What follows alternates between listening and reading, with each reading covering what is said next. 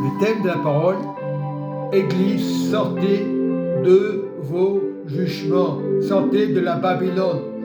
Esprit religieux, quelles que soient les assemblées, on n'est pas là pour juger, condamner l'évangile. Je prie le Saint-Esprit qui me donne l'intelligence. Le Saint-Esprit ne ment pas. Je me laisse diriger par le Saint-Esprit, par la route du Saint-Esprit. Je ne veux pas être manipulé par des pasteurs ou ce que j'ai entendu. J'entends ce que le Saint-Esprit me dit aujourd'hui. Le premier point que je veux lire dans 1 Corinthiens 11, à partir du verset 17, écoutez vraiment ce qu'il dit le Saint-Esprit. En donnant ces avertissements, ce que je ne loue point, c'est que vous vous assemblez, non pour devenir meilleur, mais pour devenir pire. Et je parle de l'assemblée. Pourquoi tu es dans le Seigneur? Pourquoi on veut devenir pire? C'est un esprit qui vous empêche de croire. Mais il ne faut pas regarder à l'esprit méchant, à l'esprit de Dieu, le Saint-Esprit. Et verset 18, et d'abord, j'apprends que lorsque vous vous réunissez ensemble, il y a parmi vous des divisions. Et je le crois en partie. Paul a vécu ces choses-là. Il a eu l'expérience, et c'est ce qu'il dit, verset 19, car il faut qu'il y ait aussi des sectes parmi vous, afin que ceux qui sont éprouvés soient reconnus comme tels au milieu de vous. Voilà, c'est marqué. On ne peut pas juger. Il y aura toujours des découragements. Et aujourd'hui, les pasteurs ils disent ah, c'est pas normal, on ne vous voit pas à l'église. Toi, pasteur, tu prêches la parole. Tu as vécu ces choses-là. Tu le dis parce que tu as vécu ces choses-là. Maintenant, tu reprends conscience qu'il est important d'être avec le Seigneur. Ce n'est pas être avec le pasteur, être avec le frère qui te parle aujourd'hui, qui parle aux assemblées. Voilà, ce Saint-Esprit dans la main d'entendre les murmures, les mêmes choses. Si tu ne vois pas le frère, tu pries, pasteur ou ancien, au lieu de dire « on t'a pas vu, on t'a pas vu ». Ça, c'est bête de faire ça. Ça, c'est diviser les autres. On va le ressentir. Non, un pasteur doit être spontané, victorieux dans le Seigneur, mais pas jugé. Tu es responsable. Oui, le frère doit ramener une brebis. Si la brebis n'est pas prête, elle peut être découragée. Moi, j'étais découragé. Moi qui vous parle. Qui n'a pas été découragé? Alors, on en parle aujourd'hui. Oui, c'est pas bien. Il faut venir à l'église. Ok. Ça, c'est encouragé. Mais les âmes, le pasteur est responsable. Désolé. C'est lui qui prêche la parole. L'ancien, il est responsable. Celui qui écoute la parole.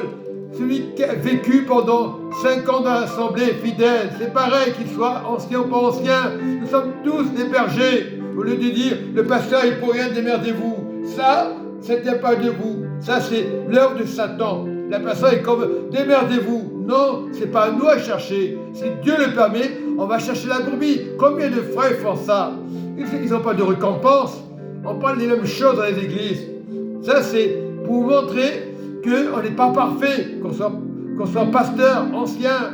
Tu peux dire des choses maladroites, ça peut arriver. Mais il ne faut pas en vouloir au pasteur, il ne faut pas en vouloir à celui qui ne vient pas. Il faut prier. C'est ça qu'il faut faire.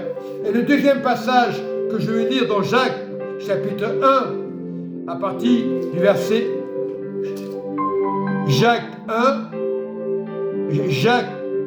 chapitre 2, au verset 1, mes frères, que votre foi en notre glorieux Seigneur Jésus-Christ soit exemple de tout favoritisme.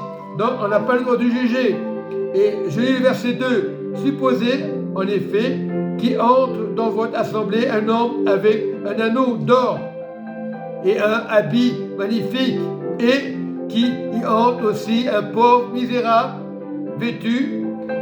Si tournant vos regards vers celui qui porte l'habit magnifique, vous lui dites, toi, assieds-toi à cette place d'honneur. Et si vous dites au pauvre, toi, tiens-toi là debout, ou bien assieds-toi au-dessous de ma marchepied, ne faites-vous pas vous-même une distinction, et n'êtes-vous pas des juges aux pensées mauvaises? Alors je pose la question. Écoutez, mes frères bien-aimés, Dieu n'a-t-il pas choisi les pauvres aux yeux du monde? Il les a choisis pour qu'ils soient riches en la foi. On parle riche en la foi, on ne parle pas d'argent, riche en la foi. C'est ça le problème. Il faut donner, choquer, héritier du royaume qui a promis ceux qui l'aiment, ceux qui aiment Dieu, ceux qui aiment le royaume. Pas ceux de ce monde. On peut être des chrétiens, on peut être à l'assemblée, on peut juger. On est tous pareils quelque part. Donc c'est le plus important. Écoutez mes frères bien-aimés, Dieu n'a-t-il pas choisi les pauvres aux yeux de ce monde, puis qu'ils soient riches en la foi? On parle de la foi, on ne parle pas des richesses des hommes. Héritiers du royaume qui a promis à ceux qui l'aiment. Donc nous devons aimer Dieu. Et vous rivalisez le pauvre. N'est-ce pas les riches qui vous oppriment et qui vous traînent devant les tribunaux? N'est-ce pas eux qui outragent le bon nom que vous portez de Jésus? Si vous accomplissez la loi royale, selon les Écritures, tu aimeras ton prochain comme toi-même. Vous faites bien. Voilà ce que c'est la clé royale, la vraie clé. Aujourd'hui, on est là à murmurer. On ne voit pas le frère murmure, qu'on soit pasteur ancien, et on rentre dans le jeu du diable. Non, il faut prier le Seigneur. Il faut arrêter ces choses-là. Jésus est à la porte, bien sûr qu'il est à la porte. Sois en communion avec Jésus. Le premier amour, c'est Jésus. Ce n'est pas l'Église qui va sauver. L'Église, c'est un ministère. Ok, c'est l'Église d'en haut. Vous prenez les choses. Vous parlez d'Église. L'Église a été donnée par les hommes. Voilà. Jésus n'a jamais rentré dans une Église. Jésus n'a rien inventé. C'est les hommes religieux de l'époque. Il y a eu des assemblées. Il y a toutes sortes d'assemblées aujourd'hui, des catholiques, des protestants. Oui, l'enseignement est dans l'Église pour enseigner. Mais tu peux enseigner dehors, comme Jésus faisait. Il allait de porte en porte. Il allait dans les synagogues. Il ne jugeait pas parce que c'était une synagogue. Il priait, il rentrait, il disait la vérité. L'Église, c'est assembler. Veut dire, c'est s'assembler les uns envers les autres. On parle du royaume. Voilà. L'Église, c'est les religieux. Et on dit toujours, il faut l'instruction. Il faut des cellules pour Jésus, pour le royaume. Et je dis la vérité. J'ai rien contre les pasteurs. J'ai rien contre les ministères. C'est le Seigneur.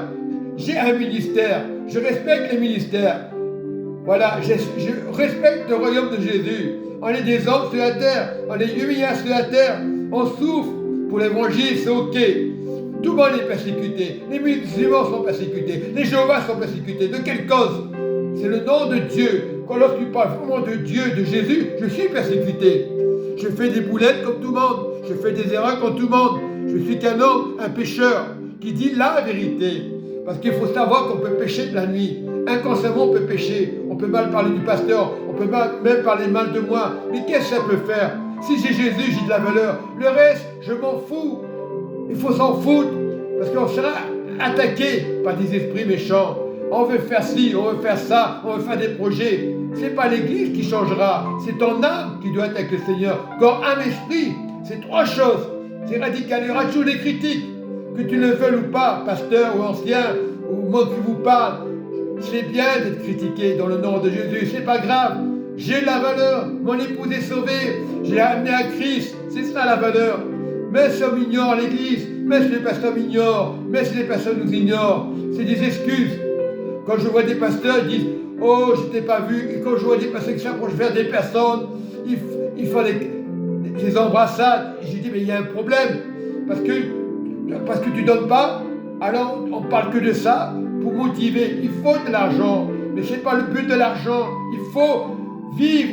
Il faut un salaire pour le Seigneur. Voilà, et le salaire est pour les pauvres. Au lieu, tu peux être riche. Oui, on sait que l'évangile c'est pour les pauvres et les riches. Pauvres pour le Seigneur.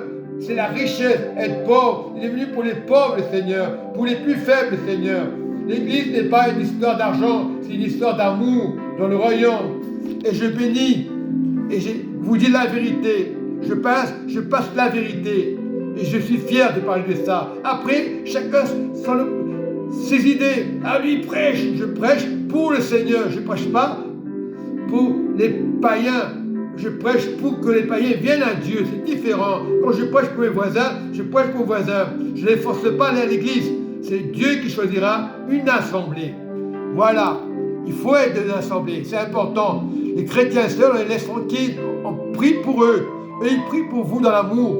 Ils prient pour les pasteurs, ce n'est pas les gens méchants, c'est le diable qui est menteur.